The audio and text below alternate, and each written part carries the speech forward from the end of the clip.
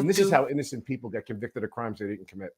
Yeah, in my notes, one of the things I wrote down was desperation, because it just sounds like if they care this much about this one particular witness, I mean, it's a lot. Shakespeare said it best. Methinks thee doth protest too much. I mean, what? I was convinced back then, and I am still convinced right now, that these are caused by dog bites. And not only that, but dog attack. If you were testifying honestly and earnestly before, and you're using doctor speak. Oh, let's bloop. Got some blooping opportunities right now. Bloop, bloop, bloop, bloop, bloop, bloop, bloop. Well, you would agree that this dog bite science is what they call a soft science. Would you agree with that? Okay, like, did you share your opinion? And this never happens, by the way. Like, you never have an expert who you hire for a case. You give them to review the medical records and the pictures or whatever, and then you say, what's your opinion? They don't send that opinion to some other doctor and say, do you agree with my opinion? It never happens. You don't peer review stuff like this, you idiot. That's for scientific papers. She's not writing a paper about dog bites. That's why you don't have peer review on it. She's not publishing an article in a scientific magazine. Do you know what peer review is and what you use it for? Oh. Nobody does that, but I didn't think I was allowed to show these pictures to anyone. Why would she? She doesn't need to show it to anyone. He's trying to trip her up. This dog bite science is what they call a soft science. That the U.S. Attorney's Office employed a deputy medical examiner to look at these bites. And then he had commented that the wounds are 2 to 3 millimeters up to 7 centimeters were documented on Mr. O'Keefe's right arm, and the injuries do not photographically appear to be, nor are described as puncture bite wounds, and thus are highly unlikely to be the result of an animal bite attack. That's new information. He's saying that this comes from the feds. This comes from the federal investigation. That it's not a dog bite. Hold on. Bloop, bloop, bloop, bloop, bloop, bloop, bloop, bloop, bloop. Ooh, look at all this tasty blooping. This dog bite science is what they call a soft science. But the feds experts also said that they didn't believe it was a car accident. That is new information that we did not hear in the last trial. Oh, so Mr. Brennan, you're okay with this deputy ME that none of us have ever met before and we don't know his resume, saying that it wasn't a dog bite as if he's some expert. But you're not okay with her? This dog bite science is what they call a soft science. Bloop, bloop, bloop, bloop, bloop, bloop, bloop, bloop, bloop, bloop. Oh, wow. Wow. We had lots of blooping available for us right here. Man.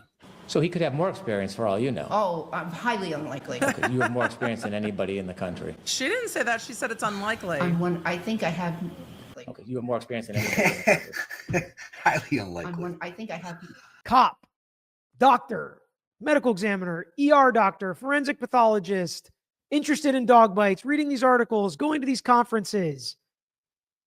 It's like, what other person has done that? It's almost kind of strange, right? Like, I don't know if any other person has her resume. Maybe they do, but she does have kind of a strangely specific resume for this. Did you review the opinion of Dr. Kenneth Kinsey, who said that those injuries were not caused by a canine? Dr. who? Kenneth Kinsey. Who is he? No. No. If you look, I believe Mr. O'Keefe's arm were completely bent when he sustained the injuries. A lot of them match up. They're a continuation of another injury. Bloop, bloop, bloop, bloop, bloop, bloop, bloop, bloop, bloop, bloop. This is amazing amount of blooping. I mean, I think we've moved into a slider situation.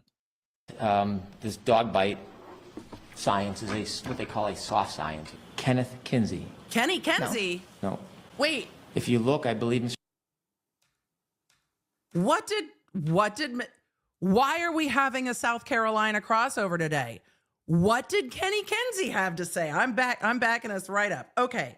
So now we've got what? Kenny Kinsey is from the Murdaugh case. This dog bite science is what they call a soft science. Question. Dr. Kenneth Kinsey. Is that the guy from Murdaugh? he was not a medical doctor, was he? I thought he like reconstructed how the shots went and where the body positions were and things like that. I could be wrong, right? Watched a lot of trials, have a lot of cases myself. My brain could be turning to mush with that, but he was not a medical doctor, I don't think. But is he one of the state's experts in this case? Because, oh boy, would that be interesting. Like they're going and grabbing, I mean, categorically, this guy was liked by most in the Murdoch trial. What's going to happen if he testifies for the Commonwealth in this case? I'm very, color me intrigued. And I don't even know who Dr. Kinsey is. Okay. Is that a medical doctor? So you don't have any peer review at all. You have nobody know who who's given Kenny an Kinsey opinion is. similar to yours. Motion to call Kenny Kinsey as an expert witness in this trial too. I'm ready. I said from day one, looking at, and it's no disrespect meant to This dog bite science is what they call a soft science. any of the dog handlers. Is no disrespect meant to any of the ones that sent me the information. I'm sorry, or a nurse. That does not, and I could be wrong. I could be 180 degrees wrong. Those injuries were not caused by a canine. Those injuries, if you look, I believe Mr. O'Keefe's arm was completely bent up when he sustained those injuries, and a lot of them match up. They are a continuation of the other injury. Wait a second. Which are the injuries? The one on the back of his head or the busted up eyeball sockets? Where else did he have scratches? But Kenny Kinsey does accident reconstruction, so it's different than treating physician work. So those are different things. This dog bite science is what they call a soft science.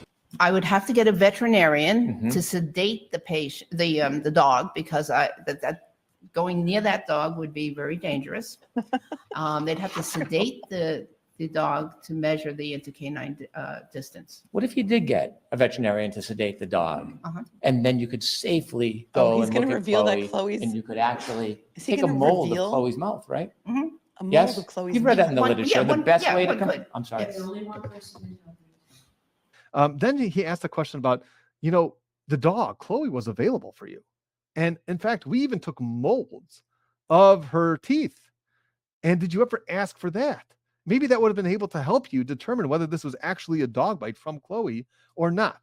Wait, they do know where Chloe is now? Yeah, she went to some farm in some place. I Wait, forget. but some farm in some place Yeah, does not but mean I they know thought where she is. McCabe knew which farm and which place. Now, as soon as he went down this road, I was thinking to myself, the whole argument here about forensic odontology not being a reliable science, remember that whole line of cross-examination? Well, that's true when it comes to specifically matching a specific dog to a specific wound. So this is exactly the prosecution's argument. The prosecution's argument is that forensic odontology is not a reliable science, but actually she agreed with that. Dr. Russell really agreed with that, but only as it relates to drawing a connection between a specific dog and a specific bite. So that's exactly what he's suggesting that she does. So how can you play it? How can you have it both ways? Wait a second. I want to know where Chloe is. She's saying it was probably a coyote. No, a dog. Oh, dude, coyotes are 100% canine. Oh, You realize that, right? yeah. Our Sorry. dog is basically a coyote. Is he up there by you? He's gone. No, but I know what he looks like.